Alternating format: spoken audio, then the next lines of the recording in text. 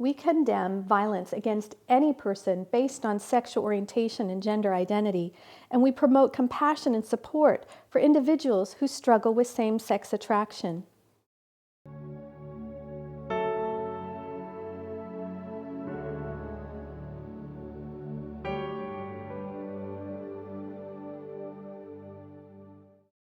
This documentary was created out of great love and concern for those who struggle with same-sex attraction.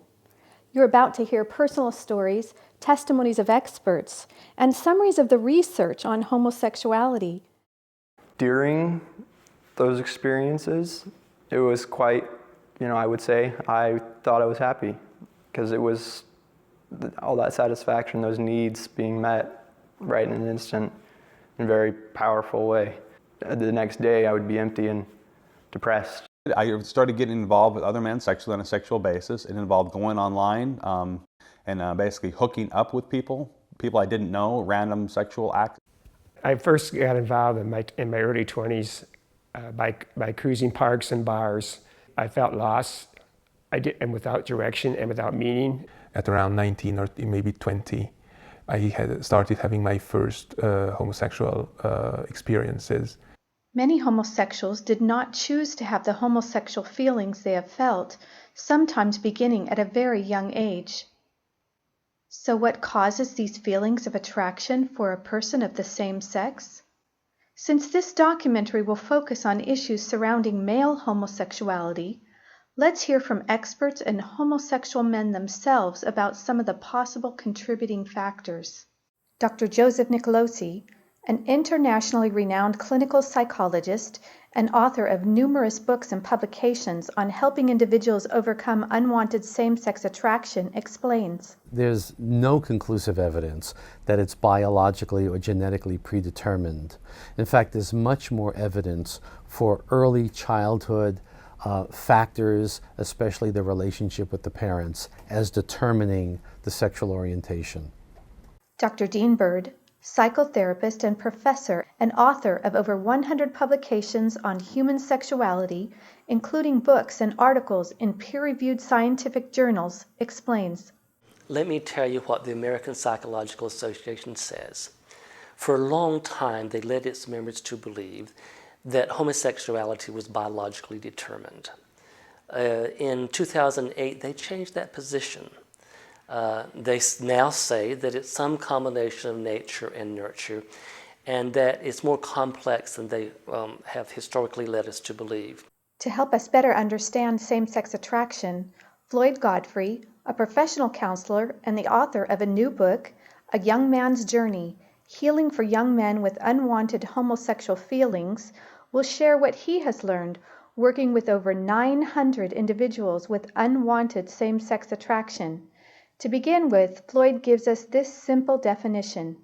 I think when you look at the research, the easiest way to understand homosexual feelings would be by the definition that it's the sexualization of emotional needs and wounds. There are a variety of different contributing factors toward the development of a homosexual orientation. Not everyone may have every single one of those contributing factors. They may have some and not others. When people say that people are born gay, I think it's a cop-out. I wasn't born gay. I was sexually abused. I was brought into this. That's my story. One of the most common contributing factors for them would be a wounded sense of gender identity or wounded masculinity. And they've struggled with their sense of self-esteem. Growing up through adolescence, I always felt rejected from all the male peers around me. I was always the outcast. Same-sex attraction appears or comes to the surface when I feel inferior, when I don't feel manly enough, when I don't feel masculine enough. Acting out on same-sex attraction is nothing more than chasing this kind of male identity. A lot of what I was thinking about was, wow, he has a really nice body. I really like that body. I wish I could have that. Envy and jealousy going on there, thinking about it far too much. Then around 11, 12 years old, because he has this alienation and this longing for male connection, that emotional desire becomes eroticized. So now we go from attachment problem to gender problem to sexual problem. Now it's becoming a sexual problem. If there's bullying that's gone on, a boy will detach. He doesn't feel safe with other boys. He doesn't feel safe with other men. He detaches when he ought to be attaching, connecting with other boys and men. I think one of the most important things was my overly critical older brother. He was 3 years older than me, and he just criticized everything I did, how I walked, how I talked, everything. So I was so self-conscious that I had very low self-esteem because of that. He has always been an oppressing kind of brother. He was always bigger than me, and he was always stronger than me, and he was always teasing me at home. I remember being teased that I wasn't running as fast or kicking as well as the other boys that were my same age. It hurt. So I started to not play those sports as much. Looking back, I realized all boys do that, and that's kind of one of their ways of bonding, is bantering a little bit. And I see it now in the ways that mostly brothers interact. The boys often feel disconnected from their father. Could be because dad was absent, he just wasn't around, he was forced to work. It could be personality differences. Dad has different interests than the son. It could be that father was abusive. Doesn't necessarily matter why. If the son is left hungry for the bonding and connection he's not getting, that feeling just doesn't disappear. It continues. To parents who have children with same-sex attraction, this does not mean that you are the cause of your child's same-sex attraction.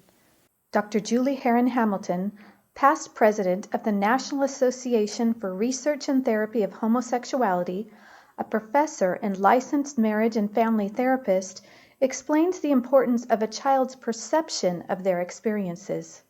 Now let me say a word about perceptions. Perceptions are everything. It's not so much what happens to us that matters as how we perceive what happens to us. So if a boy does not perceive that his father wants that relationship and is safe and welcoming, then he's going to have difficulty connecting with him. Usually the temperament of a child who will go on to have same-sex attractions is that he's sensitive, so he's taking things to heart that happen to him. He might be taking things personally, even if they're not meant personally. I know he loved me deeply, but he was an alcoholic, which made it very difficult to communicate with him. I always felt very weak and very small in his presence. Whenever I had something that I was, let's say, proud of, I always felt that it is still not enough. You should still do something better. And growing up, I felt very disconnected from him. And my mom was also extremely critical of my father. She didn't approve of a lot of things he did, including his drinking. And so she talked him down to me. So I lost respect for him, and I clung to my mom. So sometimes the boys are confused in relationship with their mother. Mother might be very domineering, might be very controlling or smothering with a boy, leaving him then either overly connected to mom or feeling smothered by mom, not having the opportunity to connect with dad. In some instances, we've seen a mother who is domineering over his father and leaving the boy feeling as though men are weak, men are insufficient. My mother was a very strong-willed, Class A personality that was always, I'm in charge, this is what's going to happen, it's going to be done my way.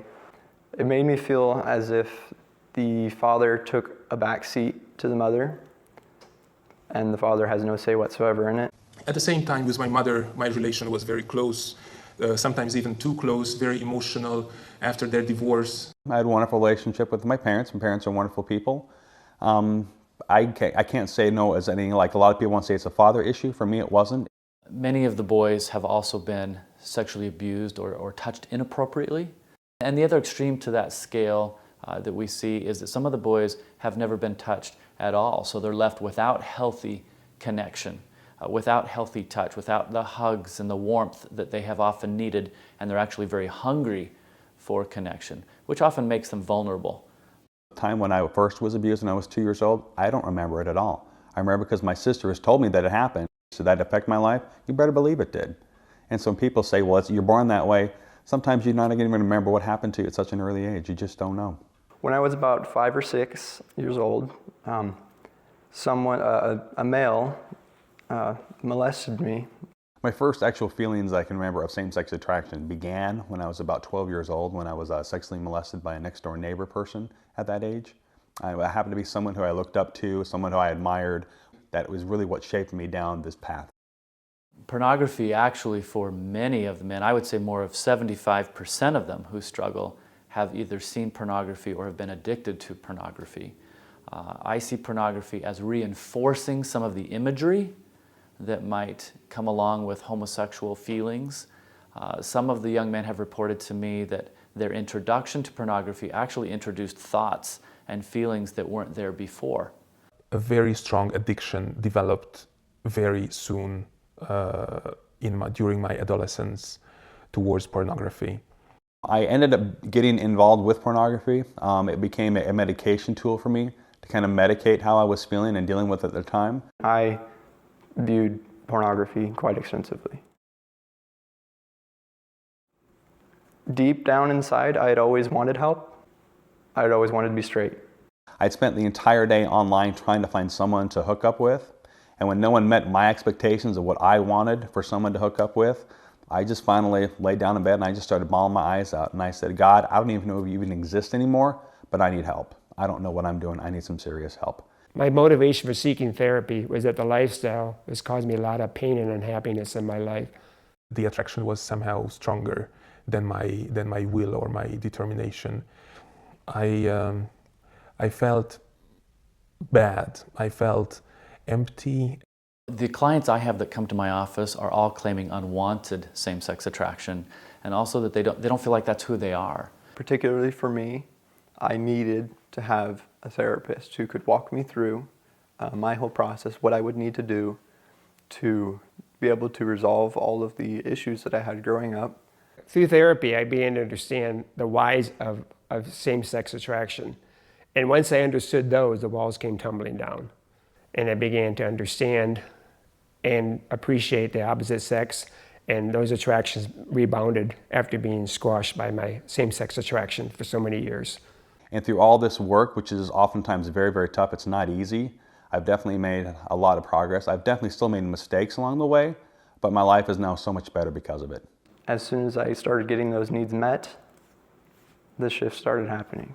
Once the client develops a sense of what's caused some of his homosexual feelings, many times they'll describe a lack of connection with other men, a strong need that's never been satisfied for buddies and brothers and father figures. For myself, I wouldn't necessarily, it was a sexual addiction, it was a connection addiction is what it was. So we take some time to help the client identify those activities he may have been left out from or felt left out, so he can actually now in his life get those needs met by engaging some of those activities. So for some men, that might look like going to the gym and doing things with the other boys when he had missed that experience. For some men, that might look like going camping, or for other men, going on hiking trips, or learning how to hunt, or to do other mechanical activities that he may have wanted to do and just never felt like he knew how. And the more I did that, the more my self-esteem started to rise. I felt accepted.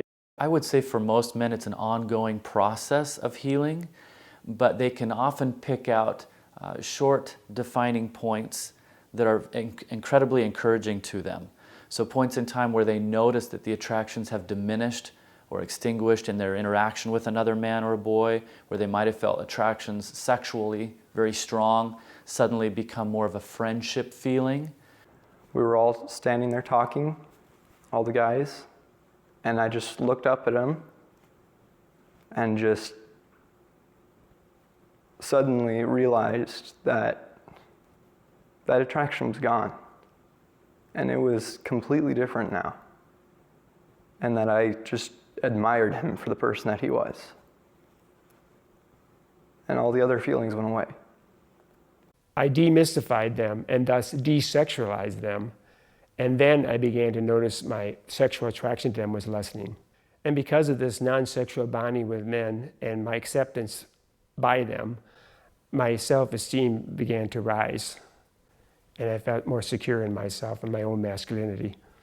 The big key of my turning point was feeling accepted by him and by those around me, and being in that environment where I was accepted as a guy and as a male, not as a homosexual.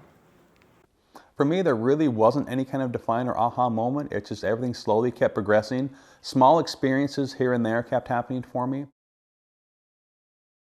A study of identical twins provides conclusive evidence that homosexuality is not solely determined by genetics. In one of the largest studies to date, researchers looked at the identical twins in an Australian database of 33,000 pairs of twins. Since identical twins have identical genes, if homosexuality was caused solely by genetics, then when one identical twin is homosexual, the other twin would be expected to also be homosexual 100% of the time. Instead, what they found was where one identical twin was homosexual, the other identical twin was also homosexual only 11% of the time. Dr. Jeffrey Satinover, a medical doctor with a master's degree in clinical psychology from Harvard and a master's in the science of physics from Yale, explains why he now believes sexual orientation can change and why he has written extensively about reorientation therapy. I had certain, you might say, conventional opinions that are now the standard opinions in the mental health professions about the nature of homosexuality and whether it was changeable or not, and so on and so forth. And I had an eye-opening experience getting to know so many people for whom that was not true. I learned about these group of individuals who were undergoing a change in their sexual identity. And then once I studied the science and saw that the whole picture was just not what the conventional public picture is, I really felt very, very highly motivated to write about it.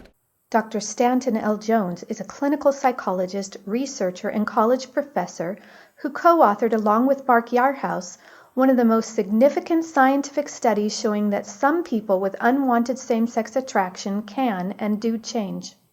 It is widely believed that sexual orientation is utterly unchangeable. For many years, the American Psychological Association has stated that claims of change in sexual orientation were not credible because such claims of change, quote, are poorly documented. The study we have just published fills exactly that gap in the literature. I would argue, based on past research and our own study, that when professional groups issue statements saying that sexual orientation cannot be changed at all, that their conclusions are inconsistent with the evidence. So for the last several months, I had a girlfriend and we were very close. We spoke often of marriage. There were a few things that weren't working out and she needed to figure some things out. And so we ended up breaking up. But it's a good hurt because for the first time in my life, I'm feeling this way about a girl. And I'm feeling this longing to be with her. Because normally, before now, I felt that for guys, and it's awesome. When I started to feel these sexual attractions toward women, it just felt great. I felt like this is the way it was supposed to be. I don't feel the urge of acting out on my same-sex attraction. Am I interested in having a relationship with women? Yes. Am I definitely, attracted to women in a sexual way? Yes. Dr. Nicholas Cummings is a psychologist who served as the president of the American Psychological Association. He is the co-author of the book, Destructive Trends in Mental Health, The Well-Intentioned Path to Harm. This book describes how the APA has been ignoring the science showing that sexual orientation can change. As chief of mental health for Kaiser Permanente during the gay revolution in San Francisco, my several hundred therapists saw tens of thousands of gay and lesbian patients. We saw not one, not two, not three, but hundreds who changed and achieved very happy heterosexual lives. Now, I believe in civil rights. I was very active in helping gays be accepted in the APA. To this day, I am not opposed to gay marriage, but nonetheless, my position is that the person is the one who decides what they want to do with their orientation. And if somebody decides to be gay, I respect that. If somebody wants to marry a same sex, I respect that. But I also respect the right to disagree. What is clear is that some people can and do change, and that the research shows that the risk for harm is not any different from any other intervention. The following quote from the medical textbook, Essential Psychopathology and Its Treatment, states, "Empirical evidence demonstrates that homosexual orientation can indeed be therapeutically changed in motivated clients, and that reorientation therapy does not produce emotional harm." There's a great deal of literature showing that individuals who are motivated can change even without therapy. Some people have spontaneously changed their sexual orientation. In fact, even gay activists will tell you that sexuality is fluid and fluctuates within the course of a person's lifetime. More people changed a little than changed a lot, but some people changed a lot. Many people didn't change, including ones who wanted to. Of course, there are also a great many people who I've seen in my practice over the years who would consider themselves to be gay or lesbian who had no interest in changing. And it certainly wasn't my job to convince them that they ought to want to change. To say that you can't change your sexual orientation, again, that's just it comes from so many people who have tried so hard and it didn't ever work, and when someone comes along and says it does, they get so incredibly offended by someone else being successful and they weren't. I can understand that. That makes sense when people are going to be upset about it, but the reality is many people have. Doctors and social scientists who point out the well-documented physical and emotional impacts of the homosexual lifestyle are often labeled as hateful or homophobic, when in reality quite the opposite may be true. A wise man once said, "An enemy flattereth, but a friend speaketh the truth." Bringing to light the negative impacts for men who have sex with men can actually be a compassionate position based on a desire to help people avoid a lifestyle that is generally fraught with heartache and disease, and in some cases even death. The Gay and Lesbian Medical Association recognizes the serious dangers for men who have sex with men in their publication, 10 Things Gay Men Should Discuss with Their Health Provider. They warn that men who have sex with men are at an increased risk for HIV infection. Gay men use substances at a higher rate than the general population. Depression and anxiety appear to affect gay men at a higher rate. Men who have sex with men are at an increased risk of sexually transmitted infection with the viruses that cause the serious condition of the liver known as hepatitis. These infections can be potentially fatal. Sexually transmitted diseases occur in sexually active gay men at a high rate. This includes STD infections for which no cure is available. Gay men may be at risk for death by prostate, testicular, or colon cancer. Gay men have higher rates of alcohol dependence and abuse than straight men. Gay men use tobacco at much higher rates than straight men. Problems with body image are more common with gay men than their straight counterparts. Gay men are much more likely to experience eating disorders. This can cause a number of health problems, including diabetes, high blood pressure, and heart disease. Gay men are at risk for human papillomavirus, which puts gay men at an increased risk of anal cancers, and the rate in which this infection can be spread between partners is very high. Depression would be setting in, a tendency towards substance abuse, high levels of anxiety. A report published by the National Association for Research and Therapy of Homosexuality summarizes the research showing that homosexuals have a greater prevalence of suicide, violence, antisocial behavior, substance abuse, promiscuity, paraphilias, being paid for sex, sexual addiction, personality disorders, and psychopathology. In addition, researchers at Harvard University, after conducting one of the most exhaustive surveys ever done on the scientific literature related to the health effects of homosexuality, concluded, quote, homosexual orientation is associated with a general elevation of risk for anxiety, mood, and substance use disorders, and for suicidal thoughts and plans. And finally, according to the U.S. Center for Disease Control, although men who have sex with men represent only 2% of the U.S. population, they account for 60% of all new HIV infections, are 40 times more likely to be infected with HIV, and are the only risk group in which new HIV infections have been increasing steadily since the early 1990s. A number of studies show that homosexually identified individuals, gay identified individuals, have a greater inclination to become abusers of alcohol or drug abuse. There are many more what we call pathologies associated with the homosexual condition. Again, pathology is defined as self-defeating, self-destructive, maladaptive behaviors. Some people believe that the reason homosexuals have so many negative mental and physical health outcomes is because society does not accept them. They claim that if society would just accept homosexuality as healthy and normal, then many of these negative outcomes would go away. However, in countries like the Netherlands, where homosexuality has been accepted for a long time, there has been no major reduction in negative health outcomes for homosexuals. A panel convened at the United Nations in January of 2013 called Therapy for Homosexuals a violation of human rights, and a law passed in California seeks to ban change therapy for same-sex attracted minors. Bills intended to ban change therapy for homosexuals have been introduced in U.S. state legislatures in Pennsylvania and New Jersey, and a regional office of the World Health Organization issued a false statement claiming that conversion therapies violate human rights protected by international agreements. These are political organizations, and many of their decisions are based not just upon science, but also dependent upon special interest groups, political factors, economic forces, public relations.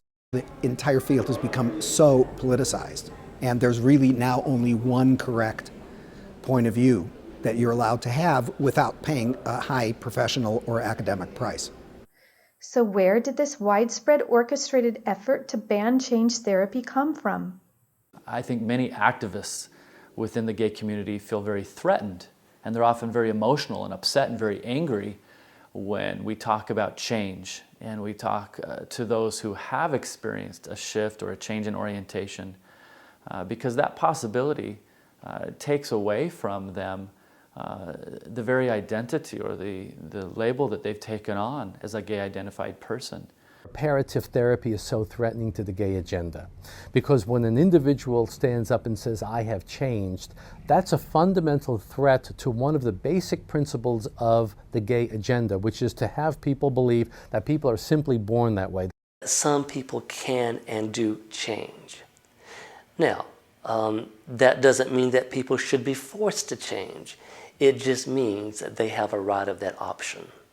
They have the right to a therapist who says, you can change. I will do the best I can to help you.